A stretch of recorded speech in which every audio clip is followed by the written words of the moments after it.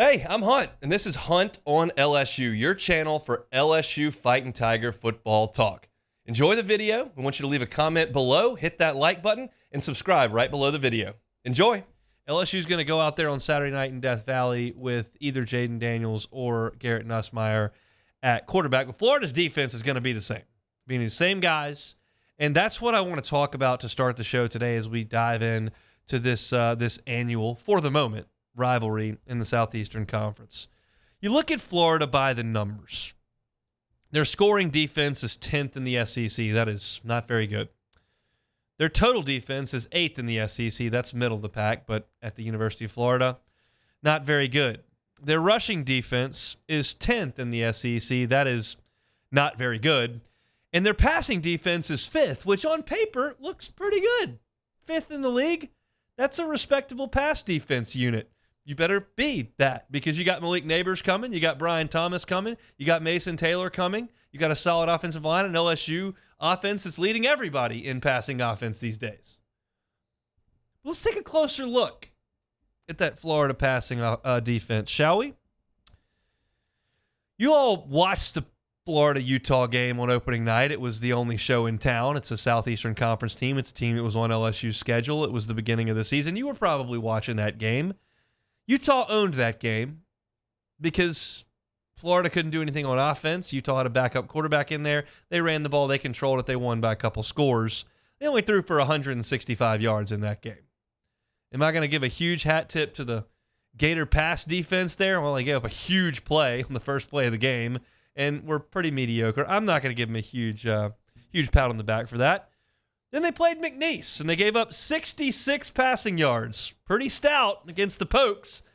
Fortunately, they're an FCS team, so I'm not going to give you too much credit for giving up 66 passing yards to McNeese. They played Charlotte as well. And Charlotte only threw for 133 yards in that game. God bless the 49ers. I don't think they're exactly the greatest show on turf. So in those three games, Utah, McNeese, and Charlotte, those are the three non-conference games Florida has played. They've only given up a total of 364 passing yards. That is good for 121 yards per game. In other words, a little bit of stat stuff in there. What has the Gator pass defense that's 5th in the league done in league games? Well, Tennessee, mind you, not the Hendon Hooker Vols, the Joe Milton Vols, who lead the league in rushing, threw for 287 yards on this Florida team. That's their highest output in an SEC game this year. Now, I know they got behind and had to throw it, but the point remains, that's the most yards Tennessee's thrown for in an SEC game this year. Vanderbilt, the Doors, not a strong team this year. Going to win 2 games. They threw for 280 yards on this Florida team. That's the most they've thrown for in an SEC game all year. Again, Florida had a lead. Point remains. South Carolina, they don't do really anything well, but they did throw for 313 yards against the Florida Gators. That is their second highest output against an SEC team this year. Georgia threw for 315 yards in the world's largest outdoor cocktail party. That's their second highest output in an SEC game this year. And they weren't trailing. Arkansas came into the swamp as the worst offense in the league. They threw for 255 yards. That's their second highest output in an SEC game this year. I don't have to remind you, their highest output in an SEC game came right down the street in Tiger Stadium. But Tennessee threw for their most yards in an SEC game. Vanderbilt threw for their most yards in an SEC game. South Carolina and Georgia and Arkansas all threw for the second most yards in an SEC game. Well, what SEC game are you missing, Hunt? They got another one on the schedule. It was Kentucky. And Kentucky only threw for 69 yards. Not a very nice passing output. Great job by the Gator pass defense in that one. Held them to 69 yards. Oh, Kentucky ran for 329 on 8.4 yards per carry. Didn't really have to throw it with Devin Leary, did they? So, while the stats would say, yeah, 5th best passing defense in the SEC, everybody in the league's just shredding them through the air. Absolutely shredding them. Now, does Florida rush the passer, you might ask? They might not cover great, but do they get after the passer a little bit. Nope, tied for LSU, last in the conference in sacks. You're tied for LSU in a defensive category this year. It's not going great. Well, do they get some interceptions at least? They give up yards. They don't really get after the passer. Do they get picks? Oh, funny you should ask, Hunt. They're dead last in the SEC with 3 interceptions. There are only 3 teams in all the FBS with less interceptions than Florida to this point. It's a tough scene for the Gator pass defense, and if you go back to 7 minutes ago when I set the scene for this segment, that's statistically the strength of their defense. The last 3 weeks, they have gotten absolutely gashed in the air and on the ground. Against South Carolina, Georgia, and Arkansas, they are giving up 40 points per game. If we're talking about the LSU from 6 days ago that got on the plane to go to Tuscaloosa, that offense would absolutely roll up 40 points on this Florida defense, if not more. Florida does not stop the run.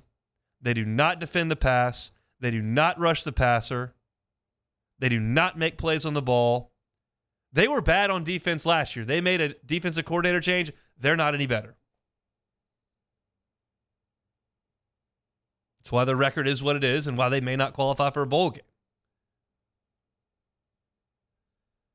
So with LSU at full strength and this offense, which is arguably and pretty easily arguably the best offense in college football, this would be a cakewalk for them offensively. Now, defensively, that's a whole different story, and we've got, 3 hours and 50 minutes on this show the rest of the week to get into some of that. But with the healthy Jaden Daniels, this is child's play. We don't know what his status is. But at the very least, it's a pretty comfy landing area for Garrett Nussmeier. You want to know what the opposite of a comfy landing area is? Going into Tuscaloosa against one of the best defenses in the SEC, down 2 scores on the road. Not very comfy. So if you're Garrett Nussmeier, you ought to be able to run the football against this Florida team with Logan Diggs. They're 10th in the SEC in run defense. You don't have to worry about some ferocious pass rush. LSU's been pretty good against the rush, and Florida doesn't sack the quarterback. And they haven't really covered anybody to the point where they can make plays on the football. What a weird, bizarro world we're living in here, where I'm sitting here 2 days out from LSU in Florida talking about how these two teams can't cover a soul. And these quarterbacks should feast. And these two teams should go up and down the field. What about DBU?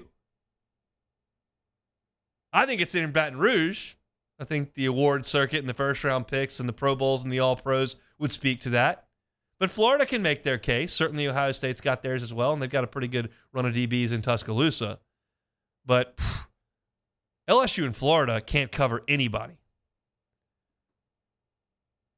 So I once again love this matchup for LSU offensively, even with Garrett Nussmeier out there, who's in his sparing playing time, been prone to some turnovers, but has plenty of arm talent, arm strength, and now for a backup quarterback experience in college football, at home against that defense, he should be okay.